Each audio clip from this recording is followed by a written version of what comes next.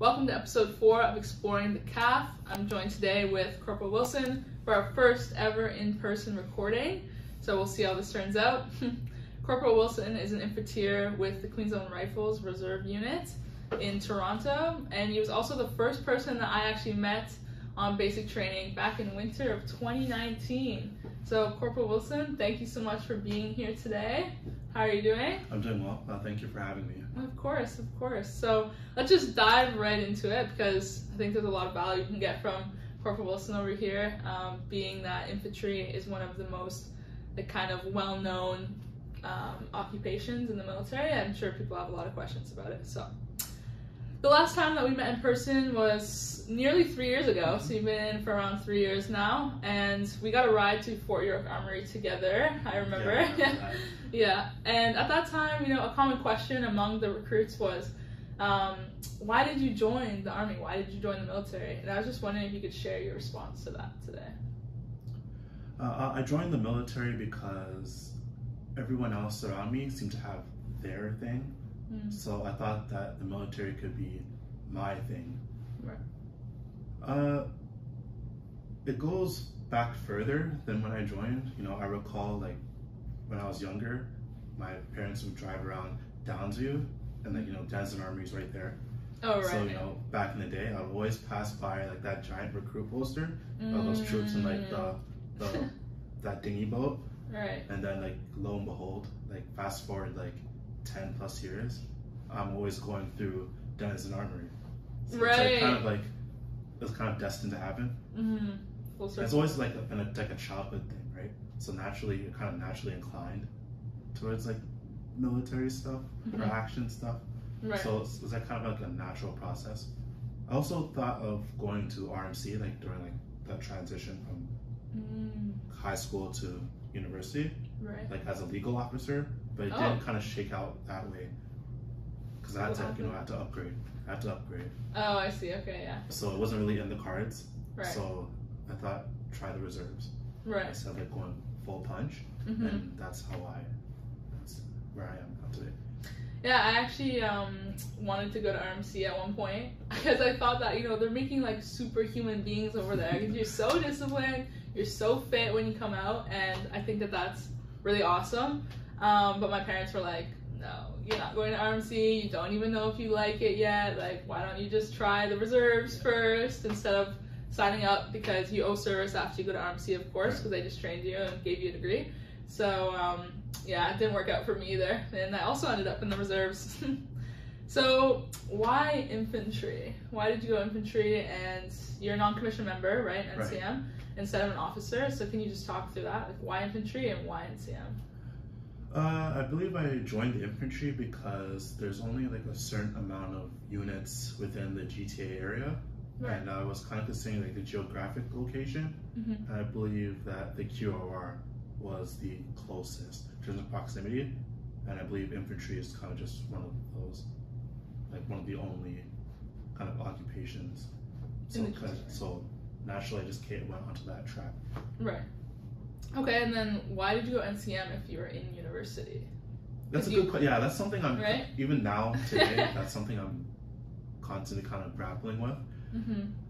I think that now that I've been in for 3 years, there's a whole heap of responsibility, right, in terms of being an officer, being in charge of other people and whatnot. So being an infantry officer, being a 20-something lieutenant, and then having 40-something-year-old sergeants and warrants. Right.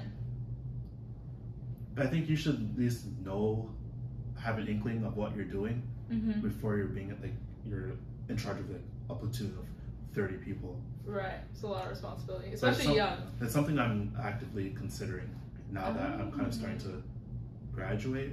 Right. But I don't think it would be for infantry officer. So. Okay. I think that it's that's something that you have to genuinely consider. Especially in combat arms, being infantry, and then taking care of 30-odd people. It's a huge responsibility, especially in combat arms. I think that it's something that you have to really consider. Right. At least in my opinion. No, it makes sense. It's not a light decision, of course. I'd rather learn as much as I can and then move into leadership. Right. Instead of jumping straight in. Yeah, and in my case as well, it's kind of funny, I wanted to join as an NCM, so I wanted to be a combat engineer, not an officer, because I wanted to have one part of my life where I wasn't like in a leadership role, or not all the attention was on me. Like I just wanted to be good at doing something and then have that competency and contribute to the team and be like a team player and more of like skilled in one section and not the overarching leadership side. But then I went to the recruiting office and they put me through as an NCM, and then I got a call and they said, we actually need more officers for your unit. So would you want to be an officer? And I was like, okay, well, what's the difference? And he kind of like ran me through it. And I was only 19, so I don't think I fully understood like how different they really are. And I was like, sure, like put me in for an officer then. So I ended up being an officer, but it's definitely a decision that you have to consider because they are different roles. Like, and it is a lot of responsibility. It's the military, right? If you're an officer, you have big responsibility to make sure everyone's okay. And also being an NCM, there are some people who could be officers who actually chose to be NCMs, right? Because they want to do the thing. More hands-on stuff. Yeah, more hands-on. So that's another consideration. Okay, awesome. I think that's a great answer. And then you chose the Queen's Own Rifles, so QOR. Was there any particular reason why? So I appreciate history. Like I'm a very big history buff. Right. So I appreciate the history behind that unit, especially its exploits during World War II. Right. There's a lot of history behind the regiment. Can you tell us any of it? A short version, maybe? I truly appreciate the story of Sergeant Aubrey Cozen's VC, Victoria Cross. He earned that, I believe, in February 1945, when Germany was on the ropes. He was on the verge of collapse.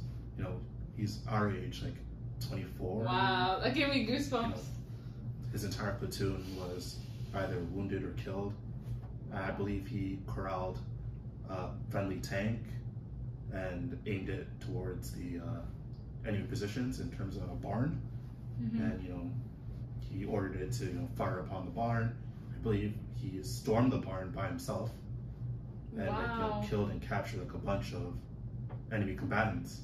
But unfortunately, he himself was killed by a sniper. Wow. But in the end, he earned the Victoria Cross. And I believe that's Canada's highest decoration, equivalent to like the American Medal of Honor. Right. So I think that's it's very inspiring.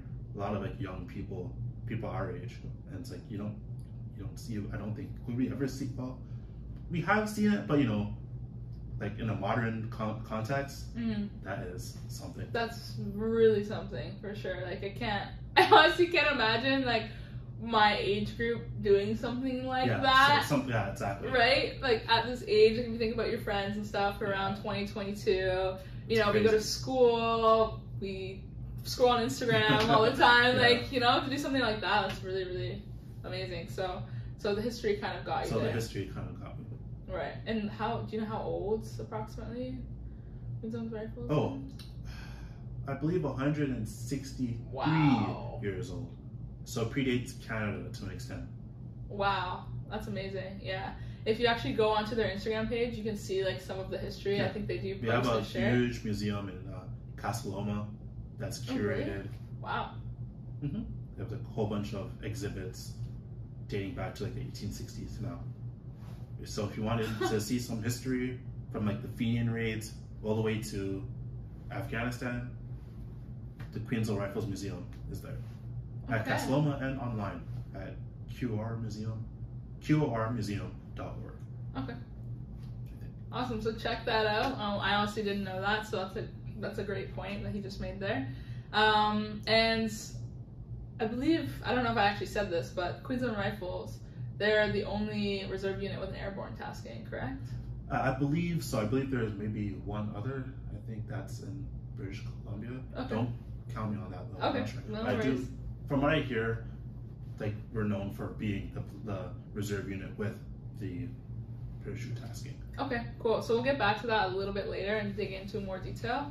But now I kind of want to get an idea of what the weekly time commitment is. If you could kind of walk us through like how many days, which days, and what hours you typically work. Typically, it would be from Wednesday from 19:30 hours to 2,200 hours or 2,230 hours. So 7:30 to around 10:30 from every Wednesday, and typically one weekend exercise a month where we put our training together into a weekend scenario. However, in the reserves, there's tons of opportunities to work outside of that.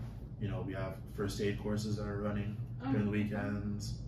We have trades courses that are running through the weekends, like, you know, basic machine gunner or primary leadership qualification. And then there's different things around the unit that need doing. So, like, for example, we need night vision goggles, but they're in Borden. So we might task someone to drive out and get them for us and bring them down so we can check them over before going back up during a weekend exercise. Right. So there's tons of like opportunities, little opportunities like that that I get tasked up to. Right. So it's usually regularly you have one weekday and then one weekend a month. Okay. And then there's also a full-time summer deployment. So like from June to August, you can work full-time. And what's the nature of that full-time work? Do you have any idea kind of what they get you to do in that role? It would be the same thing, miscellaneous stuff around the armory that our unit is located in, or there's Stalwart Guardian. So typically during the end of August, the brigade will come together and put together a scenario for all the units within the GTA, all the infantry units. That's pretty cool. All right. Among other things. Sounds cool. It sounds like a great way to kind of stay busy during your summer, especially if you're a student. Like, the reason why some of these things are set up to be, you know, it's summer full-time employment is because students are more able to do it because typically we have our summers free, right? So they're looking at us, as students. Exactly. So something to consider, especially if you are a student, to get your feet wet. Yeah, I guess you can say that. Yeah. All right. Okay. I think that's great. And what's a typical training night on Wednesday look like for you when you go? So typically, you know, we would arrive, you know, we'll sign in, get our pay for the evening. Okay. And, you know, we would form up, and our platoon warrant would, you know, give us the rundown of the evening, and then we go straight into it. It varies really. It could be, you know, a classroom lesson on patrols, you know, ambushes, or it can be, you know, a period of physical training, or we can actually physically practice going through, you know, a patrol or defense, things like that. Okay.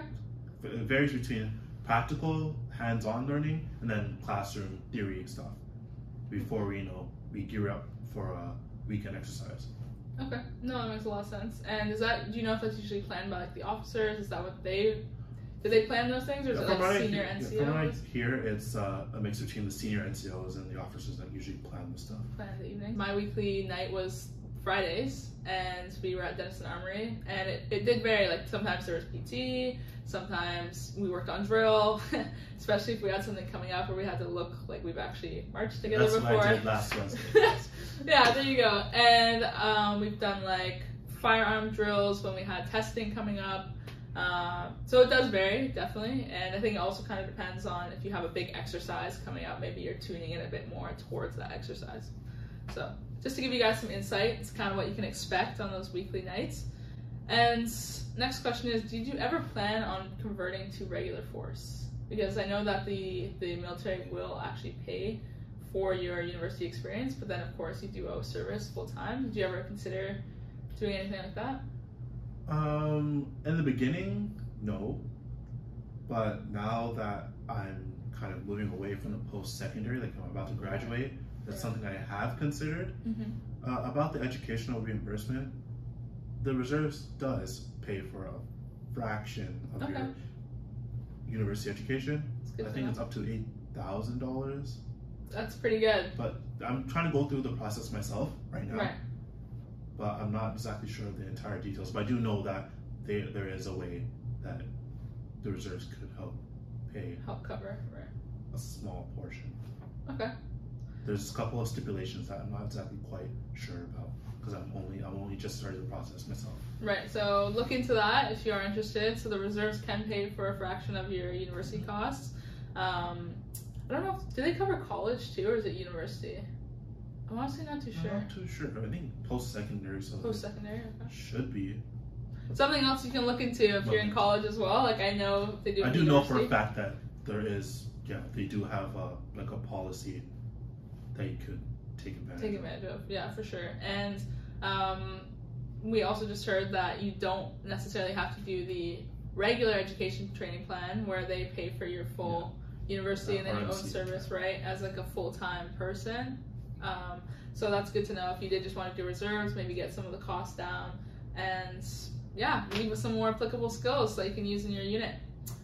Okay, so we've established that you join the reserves while you're in school.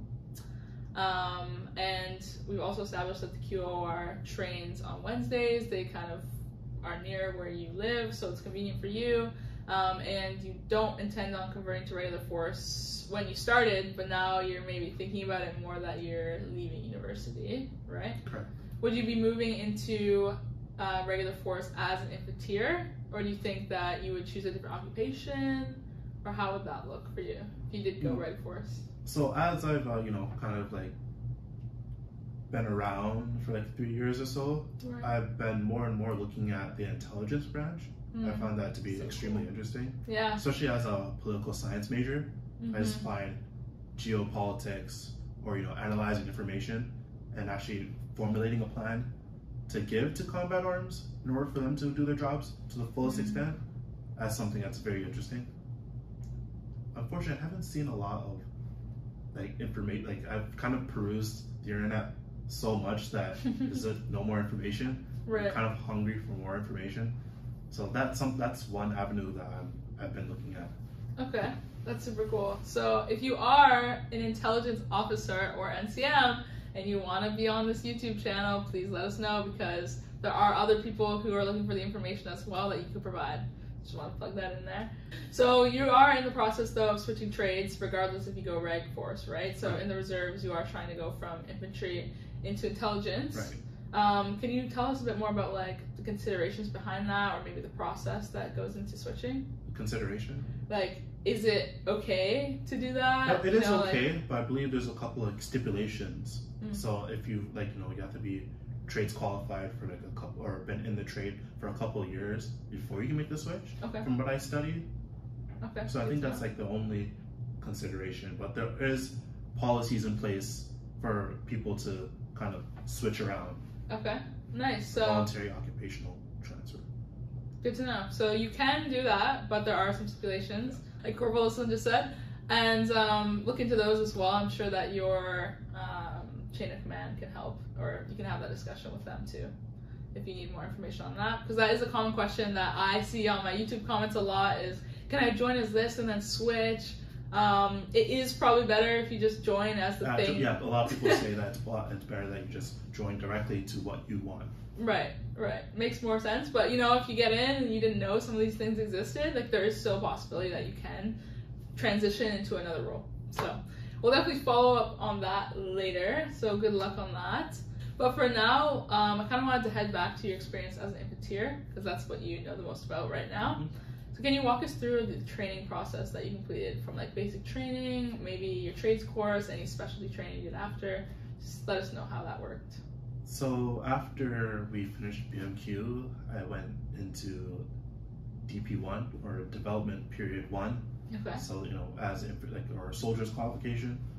So that's like BMQ, but for infantry. So you're actually kind of learning the infantry job. So like the generic, basic army stuff. Right. And where did you do that?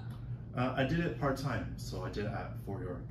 For my Mod 1 was at Fort York, and then my Mod 2 was at Moss Park. Okay. Like the year after that. And so for your DP1, how long approximately is that course? Do you remember? So it's separated into 2 mods, so you can get it done like in the summer, so from like July to August. Right. But since I did it part-time, it was from like September to like May. Right. Or March. And that was every weekend, or like every other? It's every weekend mostly, and then there may be like a pause here and there. Oh, makes sense. Right. And then, so you did your basic, so your BMQ, that's where we met, and then your DP1, which was 2 mods, so you did one Mod 1 part-time during kind of the school year, I guess, and then Mod 2. Yeah, and then I had to stop sometime in like March-ish. Right. Because school's in the way. Like, I didn't want to take a week away from school. Because I had my field exercise that probably I would have finished. Right. I couldn't go because, you know, it's like exams and stuff. Oh, that's a big thing. But, you know, the Army was always there. So I came back in like July of like 2021. And I finished. You finished it up? So did you leave the course like midway type of thing? And did you have to restart it? I finished Mod 1. Okay. And then when I finished Mod 1, I couldn't really continue on any further. To Mod 2. So thankfully I finished Mod 1. Oh, I see. So I had that out of the way. And right. then I jumped onto a Mod 2. Right, later. Okay, so it's not like you just walked out halfway through Mod 1 and then walked in halfway to another Mod 1. Like, that's right. You can't really do that. Or that's more of a gray area. Yeah, it's more of a case by case, probably. Probably. Yeah, okay. And then, so you did your basic, and then your DP1, and then what's after DP1? So after DP1, you know, you're back to your unit, and you're conducting weekend exercises. There's opportunities such as, you know, basic machine gunner, there's heavy machine gunner, then you can get your 404s or the Department of Defense, you know, your driver's license. Oh. So you can drive either. That's interesting. Yeah, you know, civilian grade cars like, you know, vans, or milcots, like military vehicles, but they're commercial off the shelf. It's like, you know, Ford F-150s. Right. And then there's the actual like MSVS, like the troop carrier transports. Because like there's different, you know, types of, you know, driver's courses that you can take within that you can get rated on. Right. Have you done any training since your DP1 then? Personally? No, not any quite. Official courses, I mean, I should say. Oh, no, not yet. Okay. Because I'm still in like that final year of school. Right. So it's like I'm trying to get that out of the way. Right. And it kind of, unfortunately, there's like a lot of conflict. But I'm still active. With the unit and everything, right? And those trainings, those exercises. As best as I can. Right. And what would be the next course that you'd be kind of looking to do? The next course I'm looking forward to is BMG, so machine gunning courses. Oh, okay. So learning the basics of machine gunning, I guess. Right. That's so cool. That's so cool because I think like right now, for context, we're actually sitting inside one of the University of Toronto libraries and we're talking about military stuff here, right? But then just behind the camera, there's all these people, right, that probably have no idea what it's like to be in the military. You know, they're just doing school and stuff. So it kind of brings another layer or dimension to you as a person, too, to have these experiences and to say, like, you know, I'm about to go on a machine gunning course. Like, who can say that? Like, I think some of the experiences that you have are very unique. And there's a lot of growth that comes with that as even a human being, not just within the military, right? Okay, really cool. So what kind of equipment have you been trained to use so far? Or equipment or weapons? You know, during DP1, you know, you're getting more acquainted with the C7, so like your standard service rifle. And then there's different layers on top of that as well. So in a platoon context, there's a C6 general purpose machine gun. And then in the section context, there's a C9 machine gun. And, you know, there's also a grenade, and then there's the Carl Gustav. That's a recoilless rifle. It's the anti-tank rifle. Oh. Or anti-materiel rifle. I see. And then there's M72 Law. So it's like a tubular disposable rocket launcher. But I haven't fired the Carl Gustav or the M72 Law. Okay. Right, you just learned about them? Yeah, I just learned about them like at the unit level. Right. But at you know, at our DP1, it was like the 2 machine guns and the rifle and the grenade. Okay, that's pretty cool. I mean, I can't say that I've ever touched a machine gun or a grenade, let alone thrown a grenade.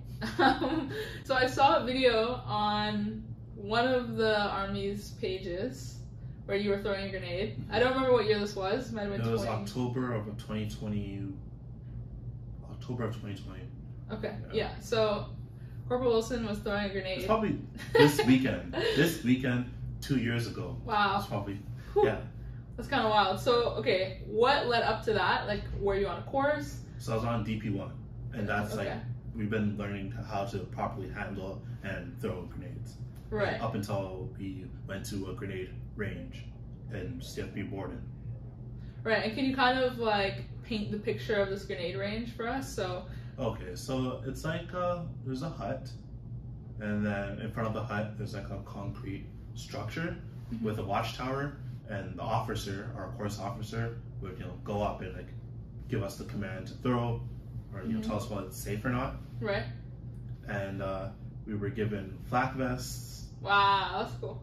I believe our course staff kind of gave us like a horror story. Like, oh my gosh. If your straps are not properly done, the grenade could probably slip into your your like vest. your tunic, yeah, or whatever you're wearing, tunic, or whatever you're wearing. Yeah. So that kind of like made me like, holy shit. But then when you actually do it, you don't really feel that fear anymore. That kind of happened to us like during like BMQ, when like one of the master corporals is like, if you don't handle it properly, you'll die. Right. It's like, okay. It's like, okay. But then when you actually do it, it's like, okay, whatever. You're shooting a gun or you're throwing a grenade. So nonchalant about it. So now that you're kind of doing it, it's kind of like, oh, whatever. I'm not even afraid of it anymore. Which is right. yeah. Okay, so what is it like throwing a grenade? Like, what is the, I guess, the procedure or the motion? Because you kind of throw it over your head like this, right? Yeah. Like, so basically, I believe you're putting the grenade in your dominant hand. You're checking it over for any deficiencies or whatnot. Right. There's a safety pin. Okay, yeah, that's the other common misconception. There's a safety pin that holds everything together. So it's not like the grenade isn't as delicate as one would think, because there's that one safety pin that's holding it together. So technically, you're moving the safety pin, and you're actually getting the actual the pin that you're used to actually detonate it, toss it, and so you're holding the grenade in your dominant hand, and you have your index finger in your other hand, and you pull the pin, and then your hand probably your dominant hand would be here. Your other hand is basically your aiming hand. And you're throwing it, and then there's like a little like screen that you can see where the explosion is. Right. So you're behind like some wood structure. Yeah, behind like a concrete structure. Kind of like a mini little bunker thing. There's like an observation screen. And then you're throwing it towards the you're throwing it towards like a kind of like a gravel pit, like a circular gravel pit. Gotcha. Okay, super cool. So is the bang as big as you see in like movies for grenades? No, it's not as like fiery or loud or it's like a dull thump, and you can feel it like That's a couple meters away. So even though like, we're all lining up for our turn to throw it, right? You constantly feel like a doom, and like you kind of like shudder a little bit. Wow. Even though you're behind like a concrete structure. Yeah, that's. And so the explosion isn't as like fiery or extravagant as the movies. It's kind of like a flash, because it's like it consists of like metal. It's mostly just like the grenade is kind of like an accelerant for like all like the metals and whatnot that are flying inside around. of it, right? Yeah. Okay. That's so cool. Thanks for that demo. You saw it here first, guys. Alrighty. Okay. Next, I just want to ask like what vehicles you rode in. So we kind of went over the equipment. Have you been in any cool like vehicles like helicopters or boats or anything like that? In terms of ground vehicles, nothing too crazy. Like there's a troop carrier, right? And then there's like the regular civilian vehicles. But in terms of air vehicles, I have been in a Chinook recently. A couple months ago. A Chinook is like a twin rotary helicopter. Right. The utility helicopter. That's so cool. How was that? Like, what was that experience like? Where were we going? It was kind of like, as per usual, like with the grenade or like firing a rifle for the first time. It's kind of trippy, but then you kind of get used to it.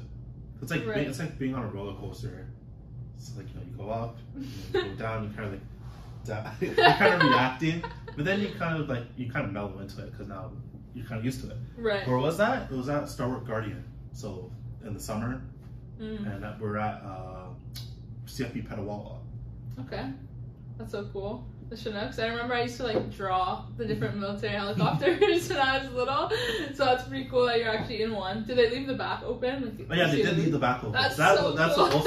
That's what kind of tripped me out as well. And then like the crew, the crew that would be like like one of them would kind of like they're connected, of course. They're connected to like the helicopter proper, but it's just the way that they're just nonchalantly like sitting on the edge. Oh like, my gosh. It's so trippy. It's like, I guess they're used to it. Yeah, they do leave it open, and like, you know, they kind of gave us like a little tour or whatnot of the area. So like, you know, we went near lakes and river systems. I see. It's pretty nice, yeah. That's so cool. Like, dude, this is the kind of stuff that you get to do when you're in the reserves, you know, and that's really, really cool. I've never been in a helicopter. I've never hung out the back of a helicopter. Not saying that you were hanging out the back, but you know, someone was. I was close to the end, and during the week that we were at Stalwart Guardian, there was a day dedicated for us to get used to the system. Right. So we did that. So, you know, went to like the air wing there, and you know, they gave us like a little tour and like the different like procedures on how to get on and get off. Right. And then that's when they gave us like the little tour around like the base. Very and then cool. the day after that, I believe that was the day when we were actually doing like the actual exercises that they planned for us, and they gave us like a helicopter insertion. So that was pretty cool. That's so cool. A helicopter insertion. That's sick.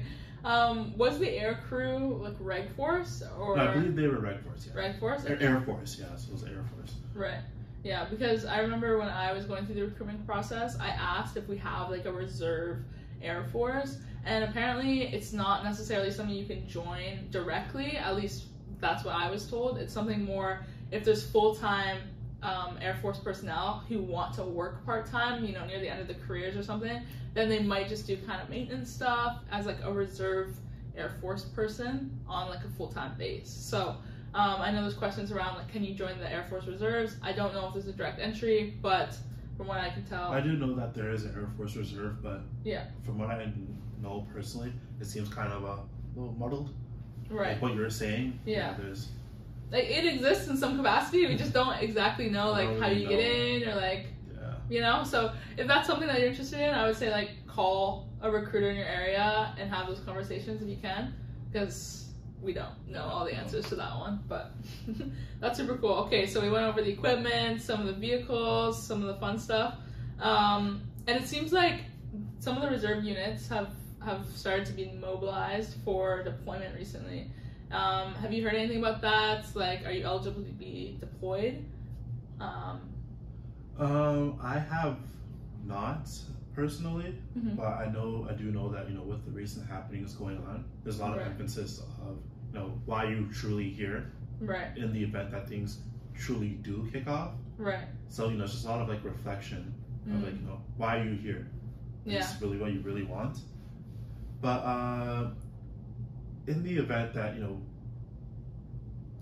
war-like occurrences do happen, like Afghanistan, for example, you weren't like automatically as a reservist shipped off to Afghanistan.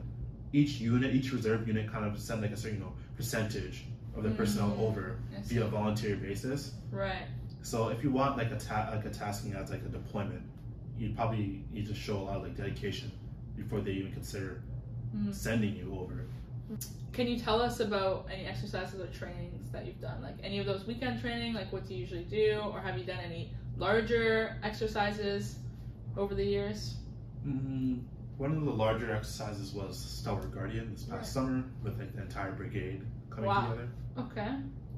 But in terms of just weekend to weekend exercises, the last one I did was just this past weekend at CFP Borden. We're doing raids and ambushes. So, you know, that's pretty cool. Raids and ambushes, okay. And so you actually like go to the field. Like, so we go to the field and then we pot out a point and try to, you know, intercept the enemy, hit them. All right. Kind of scour the area for, you know, intelligence. For example, if we hit a convoy, you know, we go in, hit them, eliminate the enemy. Scour for, you know, intel, right. material, destroy any material, for example, take care of their POWs and kind of get off the site, for example. Wow. So that was one scenario that we did go through. Wow. And then I believe the Saturday night into the Sunday, we kind of did like a little insertion. They say I believe it was like 7 or 8 kilometers from, you know, one end of the training area to the other. Right. And, you know, we set up an ambush there. Okay. But unfortunately, we didn't get our target because the map, the topography kind of changes. So there's kind of like we're lined up against one ridge, facing a dirt track, and then there's another road. But I guess we thought that they were coming through the dirt track, not the road. Not the road, right. So not everything goes to as planned. Right, as it wouldn't in real life if you're actually doing this necessarily, right? That's why you have training. And then, every weekend kind of varies. So we did raids and ambushes this weekend, and then the last weekend, which was like Saturday. Our September exercise, I believe, was like a force on force. So we're kind of like looking. So our company was kind of split into 2 platoons. Okay. And we're kind of like looking for each other. Oh. So we're doing like reconnaissance patrols into their territory. It's like the training area was kind of split between our side and their side. Right. One of us, one platoon was kind of taped out in to identify each other. Right. We were taped out in like red tape, and then the other platoon was taped out in blue and yellow. So you kind of made like a lot of Ukraine Russia jokes. Oh. So, right. It's like so we're searching for each other. Right. We'll do like I believe it was a fighting patrol. So we're seeking out the enemy and then attacking them. That was like the Sunday of the September exercise. So September was like force on force, doing reconnaissance patrols, listening posts. So some of us are, tasked out to different areas within our territory, kind of listening out for their patrols coming through. Right. And then some of us were, tasked out to do reconnaissance into their territory. So I guess one thing I'm wondering is, for these exercises that you have, there's varying levels of experience, right, among the people participating. Yes, of course, yeah.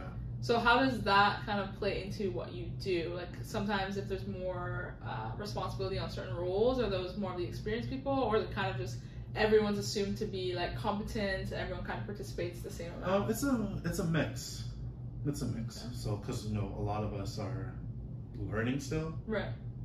So we go in, and I think like the things that we're tasked out to do on weekend exercises, they more or less go okay enough. Right. From what I see. Okay. So it's a myriad really. I think it's like the leadership usually consists of sergeants and like master corporals, or corporals that have been there longer than like people like me who came in like from like 2019 onward ish. I see. Okay. And has your role at all like changed since you've joined, you think? No, I've only been good question. I've mostly been just a section member. Right. And I'm interested in like just kind of learning via osmosis. So I just kind of constantly learning, keeping my ears open. Right. It seems like there's a lot of moving parts. It's a lot of these moving exercises parts. too. Now that you're trained and kind of established within the unit, like as a section member in our fighting company, there's kind of just a lot of moving parts. It's just like now you're starting to realize that there's a lot more than just a body being a body. Right. You gotta actually think and stuff. There is something within our unit, kind of like we call it the Rifleman's initiative. It's like you have to kind of take initiative within yourself. I see. Put yourself out there and not just be like a body. Right. So if you see something, you do it. You take it. You gotta put yourself out there in order to grow. In the military, as Corporal Wilson is saying, but also in life, of course. So, Queen's Own Rifles, like we were mentioning before, they have airborne tasking. If someone was in your unit and they wanted to get involved with that, like is there a certain selection process? Do they have to show certain interest? How does that kind of work from what you know? So, merit is a big thing. Just like constantly showing up. Right. Showing your face, making it known. And then there's actual like para-PT tests. Oh, okay. So I believe it's like a mile run, and then like with a limitation of like 7 minutes and 30 seconds. Okay. So typically it's like 2 laps around our armory. Right. And then there's X amount of chin-ups and X amount of sit-ups and pull-ups. Pull-ups, okay. No, chin-ups, sit-ups, and push-ups. Push-ups, yeah. All right. So that's pretty interesting. And I'm guessing you have to be in your unit for a certain amount of time too, right? Like to kind of go through just the be process. trade qualified. Just be qualified. Oh, so you just have to be trade qualified. And I then believe you there's kind some people in cadets who have of... done yeah. parachuting that already kind of know the ins and outs. Right. And how often do these people like jump? Do you know? Like, is it a believe- regular thing? On a monthly basis, yeah. I Oh, know that there are a couple pretty... of jumps that the unit is very keen on making sure that our tasking is up to date. Right. So there's a lot of jumping opportunities for those people who are qualified jumpers. Interesting. Okay, and you yourself, have you been interested in doing that or not? I have, but that's where like the caveat is. It's a huge wake-up call in terms of like your ability in comparison to those that are kind of established within the unit, like your leadership and whatnot. Right. So it's a constant strive to get there and meet that standard, high standard that they're looking for. Right. So I'm constantly striving towards. And those standards that you learn in the military, you can't just be, you know, a soldier on the 1 day a week and the weekend exercise and then eat like shit throughout the week, for example, or, you know, you have to have a certain standard for your actual life as well. Do you think like the military has helped you kind of establish some healthy habits or maybe like mindset that you've used in your normal civilian life too? Yeah, well, I think I sort of had that before I joined, but I think that the military kind of really made it more rigid. Do you think you're like a different person than you would have been if you never joined the military? I think that it's probably changed for the better. Right. Yeah, for sure. But to what extent, I'm not exactly sure. Good point. Good point. I found like for myself, because I was in the military for what, like I think a year and 7 months. I found at that time, I remember after I finished like even just basic, I was so aware of how much time like a single minute was. Oh yeah, like there's that. a lot of change, yeah. So I think I always disliked just like not being punctual, but now I find myself being a lot more punctual. A lot more on it. I did work for Dollarama for a time, as well as the reserves. Okay. And you know how in the army everything's kind of go all the time? Yeah. Just seeing civilian people kind of just go about mostly life, around, it's like what are you doing? Especially like working at a cashier, it's like, and you know, just like really fast. I'm like, and then you know, the civilian people are just really kind of slow, like just casually going about. It's like, hurry. Yeah, like more intention. I think that changed drastically. It's like, like you know, timing is of the essence. Right. I remember for one of our inspections on basic, I left something locked in my duffel bag, and so I had like a rotational lock, so you have to like spin it around, hit the 3 numbers, right? Like the kind that you see in school. And he was like, you have like 30 seconds to like get this thing out, reclose the lock, lay it out on my cot, and then stand back at attention. And I remember I was sweating so much, he was like counting, he was like 1, or like counting down, it was like 30, 29, and I was like, so you become like very aware. I did it though, like I actually did it in 30 seconds, which is the crazy thing, because you become so aware of how much time each like singular minute is, and you know, like you have to be there on your timings and You're stuff. far more caring of, you know, just, you know, going about life with a little bit more gusto. Right. Like, you know, you have somewhere to be. You're there like, so let's get there. Early. Yeah. No, I know what you mean. I think that's one really cool kind of advantage that you come out of. That's actually one thing I kind of appreciate. But I think I kind of always had that. Right. But it's just made even more pronounced because of going through the motions. Right. So that's something I actually really appreciate. So, you know, there's this general sense, I think, among people that the infantry is a really tough occupation. What's your take on that? I think that what you said is true. I think there's a certain standard that you have to meet. And I think that our leadership does a really good job in inspiring the junior ranks, or people that are coming up, to try and aspire to be in the best shape, in the best mindset that you can be. Because, you know, my platoon warrant always says that he's training us, so that we can replace him one day. Right. Right? Wow. So I find that the unit and like the leaders in general are really good in that regard. So it has its days where it's like very like, ugh. But then at the end of the day, some way, somehow, I still manage to complete it. Right. Even though you're kind of drained at the end. But it's something that's constantly in the back of my mind, is constantly striving to be the best. Are there any defining moments that kind of come to mind from maybe exercises or training that you're really proud of, where you did maybe display some of that fortitude?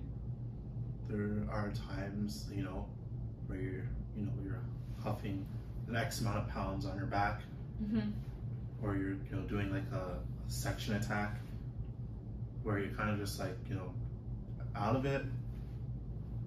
But if you just kind of shut your mind off, you kind of end up going through it. So for example, our September exercise was like, there was a lot of walking. The terrain isn't exactly the greatest in CFB boarding. Sometimes there's like like a swamp system, just like the river. There's like a lot of escarpments. So like a lot of like hills, kind of like traversing with like a whole bunch of equipment on you. And it's like what, 5 or like 4 in the morning ish. Right. So you're just totally out of it. Right. But I found that I kind of just shut my brain off and kind of just did it. Right. And you get through. So there haven't really been defining moments, but there have been moments that was like, but then you kind of just try and turn your brain off, and you manage to get through it anyway. Which is something that you don't really take credit for. It's just like a lot of moments where you're just out of it, but you're still doing it. You're still doing the thing. Somehow, some way. Somehow, some way. Especially like you're just like in the middle of the morning, and it's like branches in your face, and cutting up your legs or your face. So much branches in board. Yeah. Do you think like having that team environment helps too? Like you see everyone team else environment doing helps too. I think there's a lot of like relationships that are formed, and it's good. It helps that you're having people around you. Right. People are depending on you too. Like even if you're not an officer, like, you're still dependent on to do your job well, right? Do you have any advice, I guess, for new recruits in terms of maybe like the mental strength or the physical side, just to kind of get ready for, or any advice that you have in that area? Oh, okay. So I think I kind of touched on it before. Sure, it's part-time, but I think it's still a dominant time of your life, like being in the Army Reserve. So don't treat it like something you can just kind of toss away. Always kind of keep it in the periphery. So like you said, eating habits or your physical activity habits, always kind of keep it in mind, and I think you'll be a better person because of it. My warrants on DP1 said it doesn't stop when you get your hook, and it doesn't stop when you get your second hook, it doesn't stop when you get your leaf, it doesn't stop when you get your third hook. Like it just keeps going. It doesn't stop, it never stops. So always stay hungry. And I remember when he said that. No, that's really good advice. I just want to ask, like, doing all these tough things and all these different experiences, what kind of relationships have you formed in the CAF? A lot of friendships in the midst of the hardship. Right. I still talk to people from our basic training. That's cool. Till this day. And there's also this kind of idea of a mess, right? Like with the units, it's like the mess hall system. The mess hall, right? The NCM mess hall, and I think there's a separate one for the officers, right? So there's junior ranks, there's a junior mess, then there's like the sergeants and warrant officers mess, and then there's the officers mess. Okay. And what's the kind of idea with that? Like, why is that important? They say that the military, it's a hard place, right? Like it's very high intensity, but with the underlying intensity, there kind of has to be like a time to set aside where you can meet co-workers in the informal setting, and that I think that's where like the mess comes in. Yeah, no, I think that's important too, to kind of have those times where you can kind of just like be a little bit more, dare I say, chill. Like I guess relaxed, like it's all more relaxed. You're actually getting to know the people that you're doing all this with. Beyond like, you know, doing the business. Yeah, so I think that's a unique thing as well, is kind of having that downtime, or like that down area where you can kind of connect and relax a little bit and meet some people. Well, I think that's a great place to end it. Thank you so much for being here. I think that was a lot of value to the viewers. No problem. Thank you.